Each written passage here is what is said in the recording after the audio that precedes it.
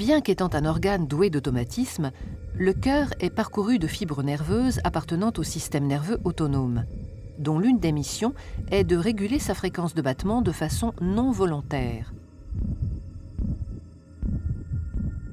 Il est composé de deux systèmes antagonistes mais complémentaires.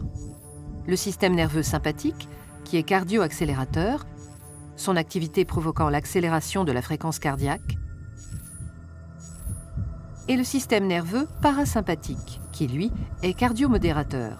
L'activité de ces systèmes n'est jamais nulle.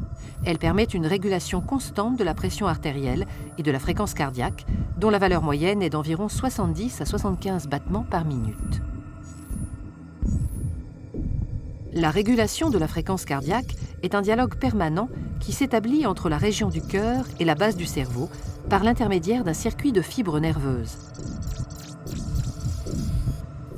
Des récepteurs sensoriels, appelés barorécepteurs, sensibles aux variations de la pression artérielle, sont situés au niveau du sinus carotidien et de la crosse aortique.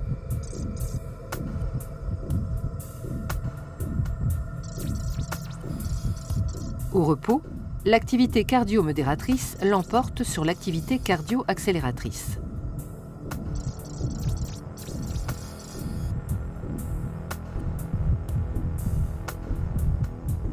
Dans le cas d'une augmentation de la pression artérielle, les barorécepteurs sont stimulés, ce qui se traduit par une augmentation de la fréquence des signaux nerveux transmis par les nerfs de Hering et de Sion vers un centre nerveux bulbaire situé dans le bulbe rachidien, au-dessus de la moelle épinière.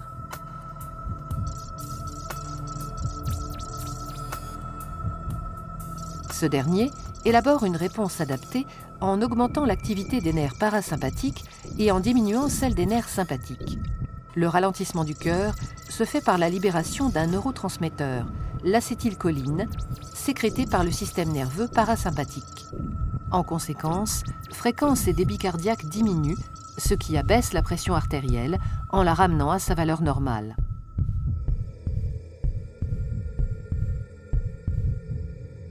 En cas de diminution de la pression artérielle, le mécanisme inverse se met en place. La fréquence des signaux transmis par les nerfs de Hering et de Sion vers le centre nerveux bulbaire est réduite.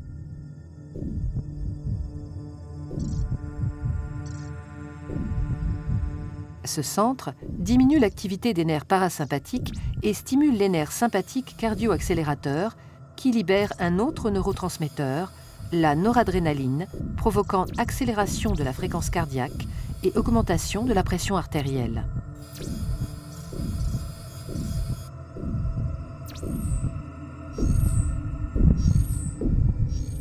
Ces mécanismes constituent une boucle de régulation qui contribue à maintenir la pression artérielle dans d'étroites limites autour d'une valeur de référence.